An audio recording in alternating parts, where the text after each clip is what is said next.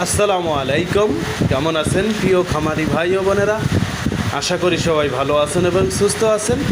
আমি খুলনা হাঁস মুরগির ফার্ম থেকে মোহাম্মদ আজিজুল ইসলাম রানা বলতেছিলাম।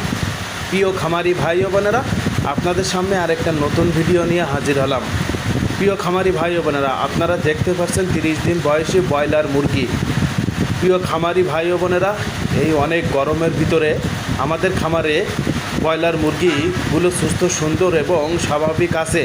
নতুন খামারি ভাই ও বোনেরা, আপনারা যদি খামার করতে চান তাহলে আমাদের মতন এইভাবে খামার করেন, তাহলে আপনাদের খামারে মুরগি সুস্থ, সুন্দর এবং স্বাভাবিক থাকবে।